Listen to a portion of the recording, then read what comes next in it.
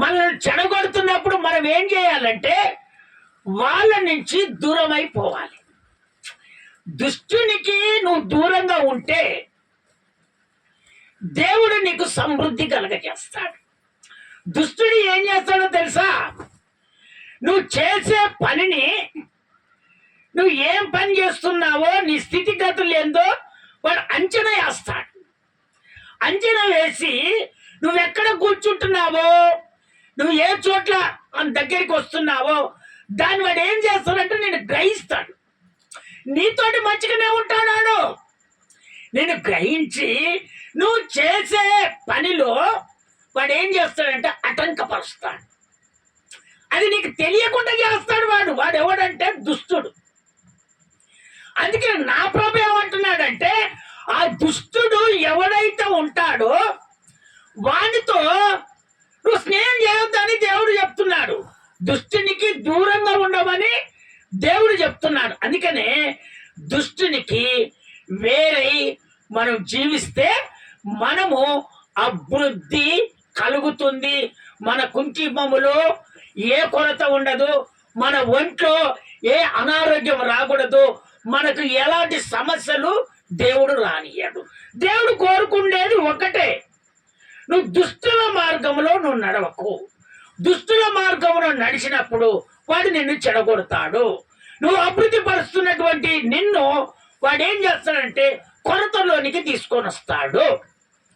నువ్వు ఒకప్పుడు నువ్వు జీవిస్తున్నటువంటి జీవితంలో నీకు సమృద్ధిగా ఉన్నది, రాను రాను ఏమైపోతుందంటే ఆ సమృద్ధి అంతా కొరత అయిపోతుంది. కారణం ఏంటంటే నువ్వు దుష్టుల మార్గంలో ఉన్నావు గనక. అంటే నా ప్రభు ఏమంటా, ఆ దుష్టుల మార్గాన్ని నువ్వు తీసివేయి, సమృద్ధి నీ కుటుంబంలో కలుగుతుందని నా దేవుడు చెప్తున్నాడు. స్తోత్రం చెప్తారా? ఒకసారి గట్టిగా చదవండి. కీర్తనాల పుస్తకంలోనికి వస్తారా? కీర్తనాల పుస్తకము 1వ అధ్యాయము 1వ వచనం చదివి అక్కడ ఆగండి. విని దుష్టుల ఆలోచన చొప్పున నడవకు, పాపముల మార్గుల నిడవక, అపహాసులు కూర్చున్న చోటున కూర్చుండక. అట్నే కిందికి వెళ్ళినానా? యెహోవా ధర్మశాస్త్రమునందు ఆనందించుచు దీవారాత్రమును దానిని ధ్యానించువాడు ధన్యుడు. ప్రభు అక్కడ చెప్తున్నటువంటి మాట, దుష్టుల మార్గములో మనము నడవకూడదు. దుష్టుల మార్గములో నడవకూడదు. దుష్టుల మార్గములో నడవకూడదంటే అడు మన మార్గాన్ని చెడగొడతాడు. అపహాసకులు, వీళ్ళెవరు అపహాసకులు? పర్యాసం ఆడేవాళ్ళు. ఈ పర్యాసాలు ఆడే వాళ్ళ దగ్గర మనం ఎక్కువ కూర్చోకూడదు. ఎందుకంటే వాళ్ళది మనకంటుతుంది. వాళ్ళు అపహాసం చేస్తారు. ఏదైనా సరే ఒక పనిని జయించడానికి నువ్వు వెళ్ళినప్పుడు వాళ్ళు అపహాసం చేసినప్పుడు ఆ పని జయాన్ని నువ్వు పొందుకోలేకపోతావు. అందుకనే అపహాసకులు కూర్చున్న చోట్లో నువ్వు కూర్చోకూడదు. ఇది ఎప్పుడైతే నీ హృదయానికి ఈ పద్ధతిని మార్చుకుంటావో ఖచ్చితంగా నీ కుటుంబంలో సమృద్ధి కలుగుతుంది, లేకపోతే సమృద్ధి కలగదు. ఇంకోటి దేవుడు చెప్పేది ఏంటంటే దేవుని వాక్యాన్ని ధ్యానించాలి, ధర్మశాస్త్రాన్ని ధ్యానించాలి. ఎప్పుడైతే చెప్పిన వాక్యాన్ని నువ్వు ధ్యానిస్తావో అప్పుడు నువ్వు ప్రతిఫలాన్ని పొందుకుంటావు. నీ కుటుంబం అభివృద్ధి పడుతుంది, నీ కుటుంబం సమృద్ధి కలుగుతుంది. దేవుని వాక్యము ద్వారానే దేవుడు పలు అద్భుతాలు దేవుడు చేపించాడు. ఆ వాక్యము నీ హృదయంలో ఉన్నప్పుడు అయ్యా నాకు సమృద్ధి కలుగుతుంది అని మీరు మాట్లాడారు. ప్రభువా నాకు సమృద్ధి కలగాల ప్రభు అని నువ్వు ఎప్పుడైతే ఈ వాక్యాన్ని నమ్మి విశ్వసించి నువ్వు ఎప్పుడైతే వెళ్తావో ఖచ్చితంగా నా దేవుడు నిన్ను దీవిస్తాడు. స్తోత్రం చెప్తారా ఒకసారి గట్టిగా? ఇంకొకసారి గట్టిగా చెప్తారా? అందుకనే దేవుని వాక్యాన్ని ధ్యానించాలి. దేవుని వాక్యాన్ని ఎప్పుడైతే నువ్వు ధ్యానిస్తావో నీకు మాత్రము సమృద్ధి కలుగుతుంది. ఆ కింది వచనం చదువు నాన్న, కింది వచనం చదువు. అతడు నీటి కాలువల ఏరును నాటబడినదై ఆకువాడక తన కాలమందు పల్లమిచ్చు చెట్టు వలె ఉంటుంది.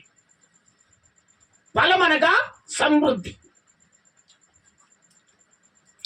దేవుని వాక్యము నీలో ఉన్నప్పుడు నీ కొదువు ఏముంటది? కొదువు లేదు. అందుకనే దేవుడు అక్కడ సముద్రానితో పోలుస్తున్నాడు. దేవుని వాక్యము ద్వారా నిన్ను పోలుస్తున్నాడు దేవుడు. దేవుని వాక్యము నీలో ఉన్నప్పుడు నీకు ఏ కొరత లేదు, ఏ అనారోగ్యం రాదు, ఏ సమస్య రాదు, ఏ ఆలోచన రాదు. ఒకవేళ నువ్వు ఆలోచన ఈ పని నేను ఖచ్చితంగా చెయ్యాలని ఆ ఆలోచన ఒకవేళ నీ మీదకి వచ్చినప్పుడు దేవుని వాక్యము నీ హృదయంలో ఉన్నప్పుడు అది ఖచ్చితంగా ఆ ఆలోచన తగ్గట్టుగా నా దేవుడు అది ఖచ్చితంగా జయింపజేస్తాడంతే. నా ప్రభు అంటున్నాడు దేవుని వాక్యము నీలో ఉండాలి. దేవుని వాక్యము లేకపోతే సాతాను వెంబడిస్తాడు. దేవుని వాక్యము నీలో లేకపోతే మాంత్రికుడు ప్రయోగం చేస్తాడు. దేవుని వాక్యము నీలో లేకపోతే అనేకులు ఇదిగో దూషించే వాళ్ళు కానీ, అపహాసించే వాళ్ళు కానీ, చెడు మార్గంలో నడిచే వాళ్ళు కానీ నీకు స్నేహమై నిన్ను ఏం చేస్తారంటే వాళ్ళు నిన్ను సమృద్ధిలో ఉన్నటువంటి నిన్ను వాళ్ళు దినము లేని వారిగా నిన్ను చేస్తారు.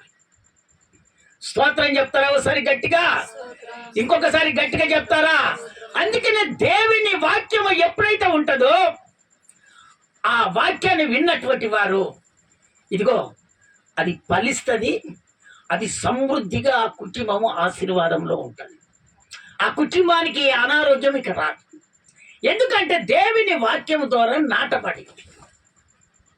ఇప్పుడు సముద్రం ఉంది, సముద్రంకెళ్ళి కాలువ వచ్చేస్తుంది. ఆ కాలువ ఒడ్డున చెట్టు పెట్టామనుకో, ఆ చెట్టుకు నీరు ఉంటుంది, ఎండ ఉంటుంది, చలి ఉంటుంది, అన్ని ఉంటుంది. కాబట్టి అది కాతకు సిద్ధపడి ఉంటుంది. స్తోత్రం చెప్తారా ఒకసారి గట్టిగా? ఇంకొకసారి గట్టిగా చెప్తారా? అందుకనే దేవుని బిడ్డలారా, దేవుని వాక్యము నీలో ఉన్నప్పుడు నీ కుటుంబంలో కూడా దేవుడు ఉన్నట్టే. దేవుని వాక్యము నీలో ఉండాలి.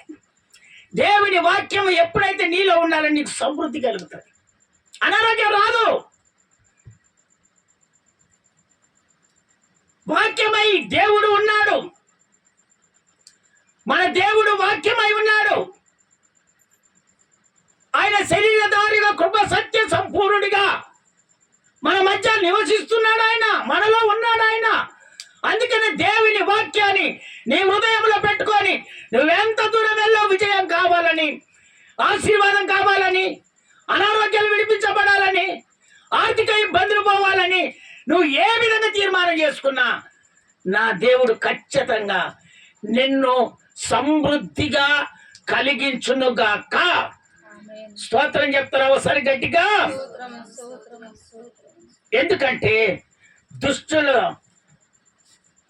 మార్గములు మనకు చాలా ఇబ్బందికరమైనటువంటి ఉంటాయి. కాబట్టి ఆ సంగత్యము మన మధ్య చేయకూడదని దేవుడు చక్కగా మనతో మాట్లాడుతున్నాడు.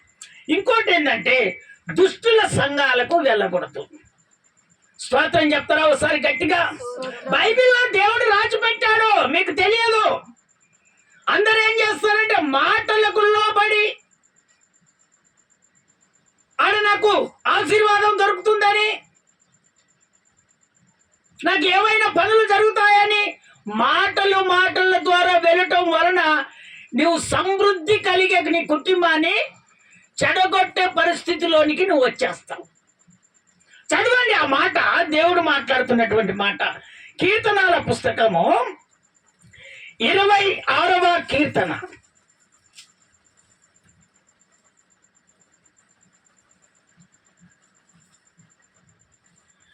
4వ వచనం నుంచి 5 వరకు చదివి నాకు వినిపిస్తారా నాన్న? పనికి మాలిన వారితో వినండి. చాలా మంది పనికి మాలిన వాళ్ళు ఉంటారు. ఆ చెట్ల కిందనో పనులు లేక, నువ్వు వస్తుంటే నవ్వుకుంటున్నావు, నువ్వేదో పని మీద పోతుంటే వాళ్ళు పిలిచి నిన్ను కూర్చొని పెట్టి నీ పనిని చెడగొట్టడము, నీ బుద్ధిని మార్చటము. మళ్ళీ చదువుదాం అదే మాట, మళ్ళీ చదువు. పనికి మాలిన వారితో నేను సంగత్యము చేయను, వేశ్యదారులతో పొందు చేయను, దుష్టుల సంగమునకు నాకు అసహ్యము, భక్తిహీనులతో సంగత్యము చేయను, నిర్దోషినని నా చేతులు కడుక్కుందును, నా చేతులు నేను కడుక్కుంటాను. చాలు. అందుకనే నా ప్రభు చెప్తున్నాడు, ఇవన్నీ ఎక్కడుంటాయంటే దుష్టుల సంఘంలో ఉంటాయి. వాళ్ళు ఏం చేస్తారంటే దేవుని వాక్యం చెప్తున్నప్పుడు పరిహాసం ఆడుకుంటారు, పలికమైనటువంటి జోలి చెప్పుకుంటారు, పలికమైనటువంటి పద్ధతిలో ఉంటారు, ఇంకా టైం కాలేదని అంటారు. పలికి మారినటువంటి బుద్ధి ఉంటుంది వాళ్ళ దగ్గర. నీ స్థితిని మార్చేస్తారు, నీ జీవితాన్ని మార్చేస్తాడు, అభివృద్ధి కలిగినటువంటి కుటుంబాన్ని నాశనం చేస్తారు. అందుకనే నా ప్రభు అంటున్నాడు, ఈ దుష్టుల సంఘానికి వెళ్ళకూడదని దేవుడు చెప్తున్నాడు. వీరంతా పలికమాలోళ్ళు, వాళ్ళకేం పని ఉండదు, ఎక్కడ ఏమొస్తుందో, ఎక్కడ ఏం దొరుకుతుందో ఈ ఆలోచన కలిగి వాళ్ళు ఉంటారు. అందుకని నా దేవుడు అంటున్నాడు, మన దేవుడు సజీవుడైన యేసు మనకైన సమృద్ధి కలగజేస్తాడు. కాబట్టి మనము సత్యమైనటువంటి సంఘములోనే నిలబడి ఆయన కొరకు ఎదురు చూసే వారిగా ఉంటే మనకు దేవుడు సమృద్ధి కలగజేస్తాడు. స్తోత్రం చెప్తారా? ఒకసారి గట్టిగా, ఇంకొకసారి గట్టిగా చెప్తారా?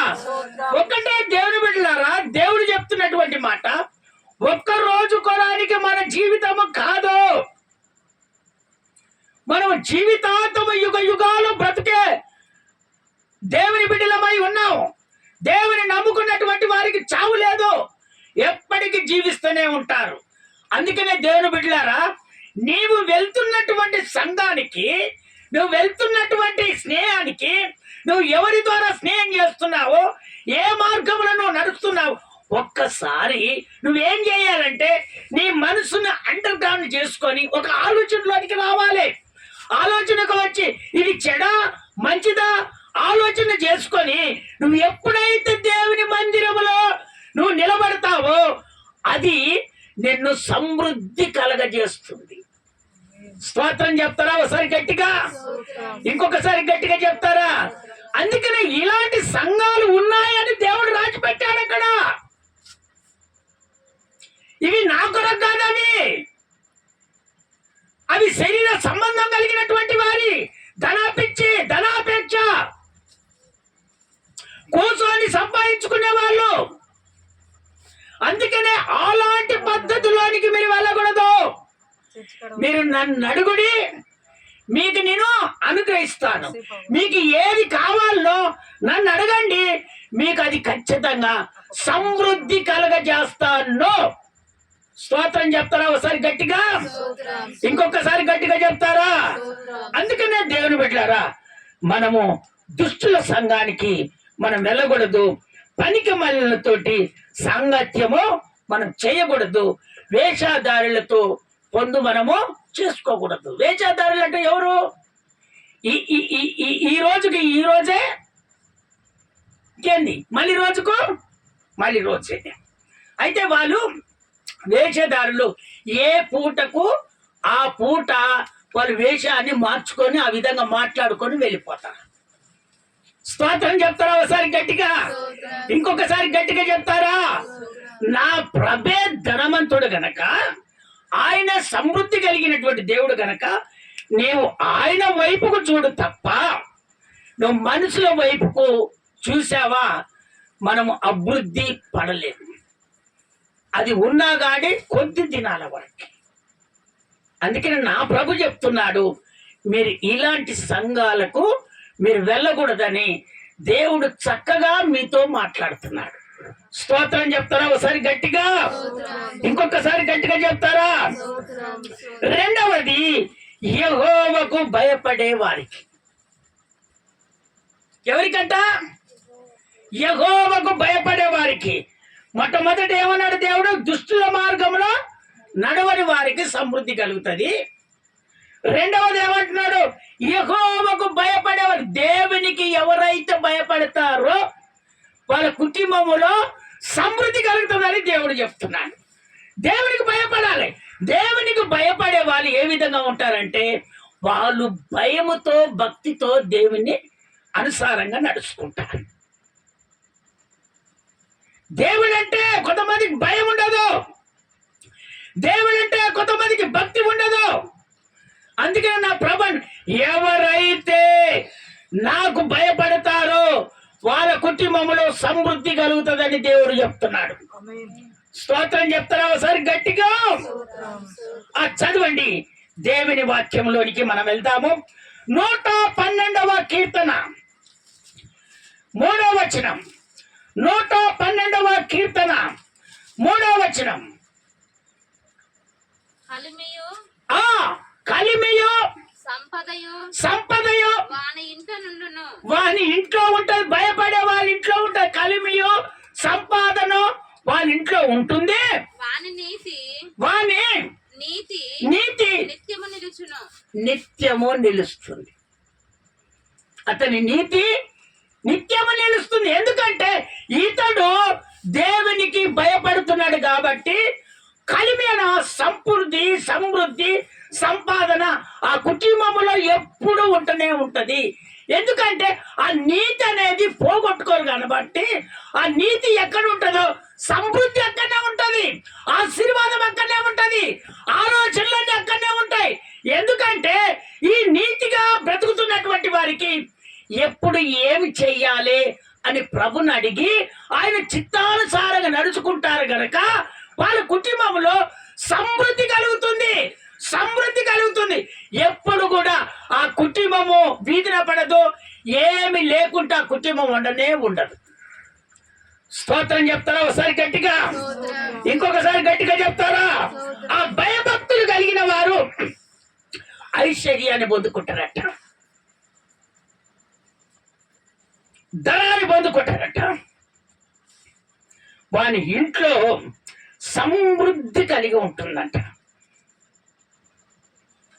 చదవండి యోబు పుస్తకము 1వ అధ్యాయం 1వ వచనం. చివరి మాట 1వ అధ్యాయం 1వ వచనం. యోబు పుస్తకం. ఊజు దేశమునందు యోబు అనే ఒక మనుషుడుండెను. అతడు యథార్థవంతుడను న్యాయవంతుడనై దేవుని యందు భయభక్తులు కలిగి చెడుతనము విసర్జించిన వాడు. ఇతడు భయభక్తులు కలిగి చెడుతనము విసర్జించిన వాడు. దేవుని బిడ్డలారా, చెడు చేసేవారిగా మనం ఉండకూడదు. ఒకరికి న్యాయం చేసేవారిగా మనం ఉండాలి. అక్కడ భక్తుడు చెప్తున్నటువంటి మాట, యథార్థవంతుడంట, యథార్థంగా ఉంటాడట. ప్రతి విషయంలో దేవునికి యథార్థంగా ఉంటాడట. న్యాయముగా నడుచుకో, ప్రతి వారిని ఒక న్యాయముగా నడిపించుతున్నాడట.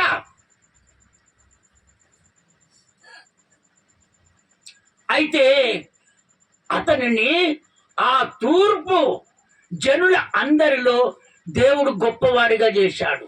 స్తోత్రం చెప్తారా ఒకసారి గట్టిగా? ఇంకొకసారి గట్టిగా చెప్తారా? ఎందుకు గొప్పవాడిగా చేశారు? ఆ ఊజు దేశములో ఎందుకు గొప్పవాడి చేశాడంటే యథార్థత ఉంది, న్యాయముగా నడుచుకుంటాడు. వింటున్నారా? ఆ విధంగా నడుచుకుంటున్నాడు కాబట్టి దేవుడు అతనిని ఆ ఊజు దేశము తూర్పు జనుల అందరిలో గొప్ప సమృద్ధిని దేవుడు కలగజేశాడు. అందుకని దేవుని బిడ్డ యథార్థత ఉండాలి, యథార్థత పోకూడదు, న్యాయముగా మనం నడుచుకోవాలి. భయభక్తులు కలిగినప్పుడే ఇవి ఖచ్చితంగా మనలో హృదయంలో ఖచ్చితంగా ఉంటాయి. చెడగొట్టే గుణాలు ఉండకూడదు. బాగుపరిచే గుణాలు ఎప్పుడైతే ఉంటాయో నీ కుటుంబంలో ఏది కూడా స్తోత్రం చెప్తారా ఒకసారి గట్టిగా? ఆయన కంట 7,000 గొర్రెలు ఉన్నాయట. ఎన్నట? 7,000 గొర్రెలు, 3,000 ఒంటెలు, 500 జతల ఎడ్లున్నాయట, 500 ఆడగాడదలు ఉన్నాయట. బహు మంది పనివాళ్ళు సమృద్ధిగా కుటుంబంలో ఉన్నదట. కారణం ఏంది?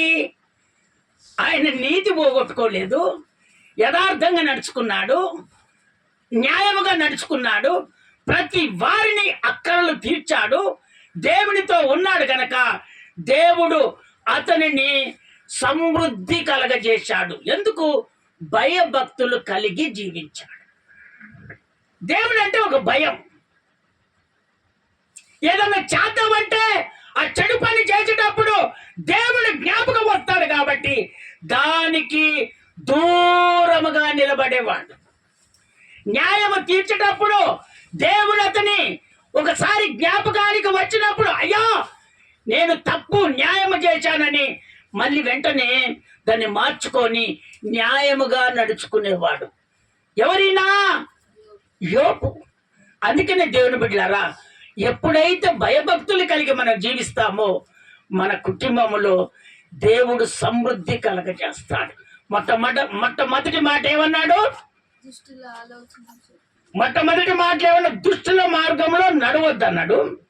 రెండవది ఏమన్నాడు?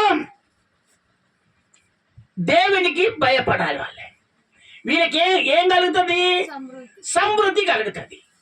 మనమందరం నిలుమొక్కల మీద ఉండి అయ్యా దుష్టుల మార్గంలో నేను నడవను,